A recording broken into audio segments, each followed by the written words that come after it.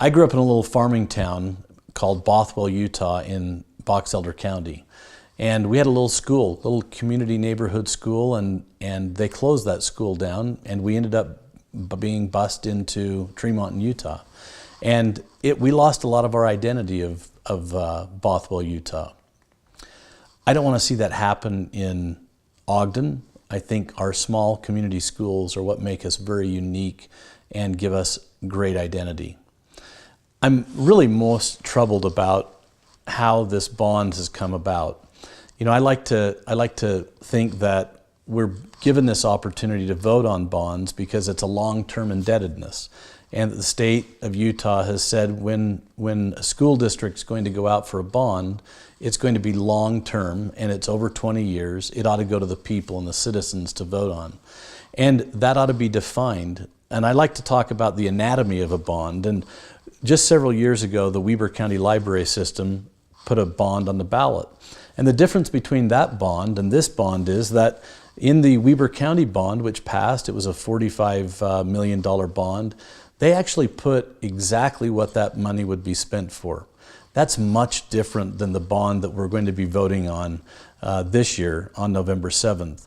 This bond has absolutely nothing in it other than, please give us $106.5 million and we'll spend it the way we would like.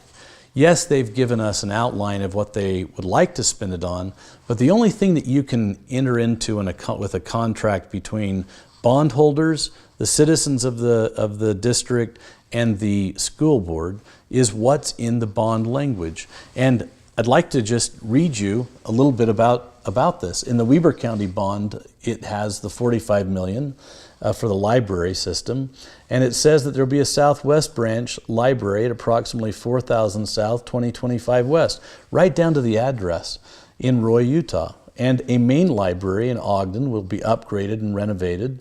The North Ogden Library will be modernized, and they'll also provide parking in the Ogden Valley at the library there.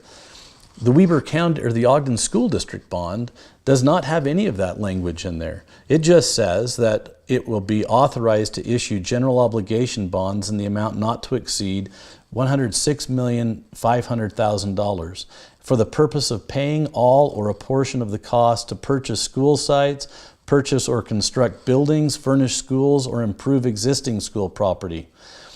Much different. That's the contract we're entering into in Ogden City School District, which is really just giving the school board the ability to spend the money however they'd like.